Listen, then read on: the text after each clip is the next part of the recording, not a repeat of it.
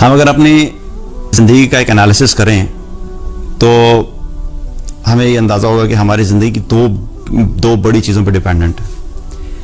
ایک ہے ہماری باہر کی زندگی، ایکسٹرنل تھنگس، ہمارا مال، ہماری پراپرٹی، گاڑی، بزنس، یہ باہر کی زندگی ہے، رائٹ، یہ باہر کی چیز زندگی کی ریکوائرمنٹس ہیں.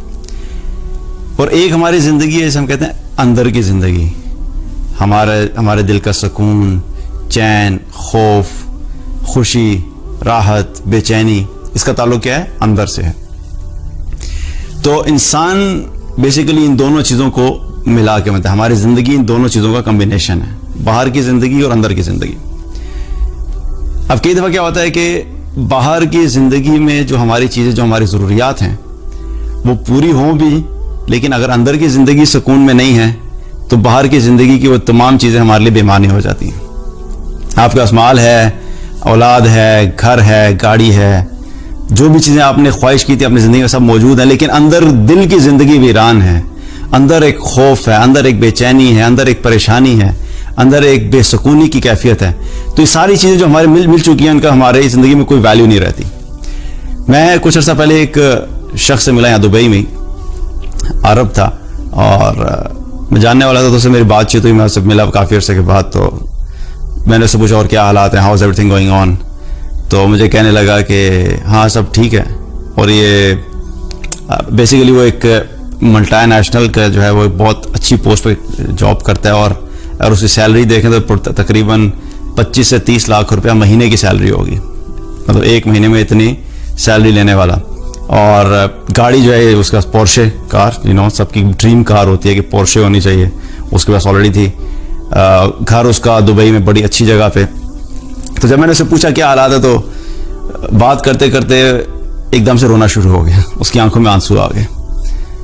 تو میں پریشان ہو گیا، میں نے کہا خیریت ہے، جاب کا مسئلہ ہے، کوئی پرابلم ہو گیا؟ کہتا نہیں یار جاب میری ٹھیک ہے، میرے جاب کا کوئی مسئلہ نہیں ہے، job is the last thing I am word about, I am not word about my job. تو جاب بالکل ٹھیک ہے، لیکن میرے گھر میں سکون نہیں ہے، گھر میں سکون نہیں ہے. اور اس کی وجہ سے وہ رونے لگے، لٹرلی اس کی آنکھوں میں آنسو تھے. تو میں نے سوچا کہ یہ وہ شخص ہے جس کو دیکھ کے لوگ خواہش کرتے ہیں اور خواب دیکھتے ہیں کہ ہمارے پاس اس طرح کی زندگی ہو، 25 سے 30 لاکھ روپے مہینے کی سیلری، پھر پورشے کار، پھر اچھی جگہ پہ گھر. لیکن اس کے باوجود اس کی زندگی میں ان چیزوں کی کوئی ویلیو نہیں تھی. اس کو اپنی گاڑی سے کوئی غرض نہیں تھا، اس کے گھر سے کوئی غرض نہیں تھا. کیوں؟ کیونکہ اندر کی زندگی جو تھی وہ تباہ و برباد ہو چکی تھی.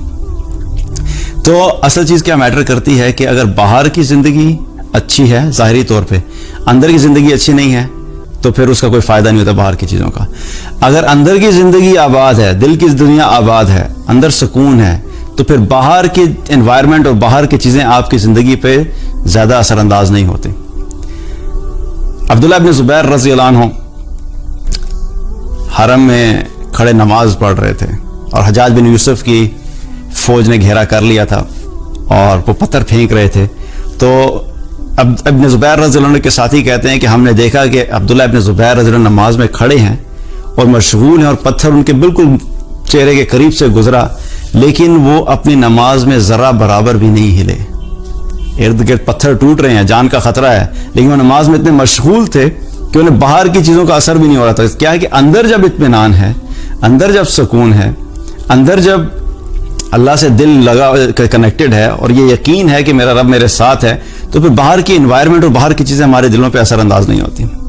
اسی طریقے سے عباد بن بشیر رضی اللہ تعالیٰ عنہ رسول اللہ صلی اللہ علیہ وسلم کے ساتھ ایک غزوہ سے واپسی پر تھے، اور رات کو آپ صلی اللہ علیہ وسلم نے فرمایا کہ ایک جگہ پہ ہم پڑاؤ ڈال لیں گے.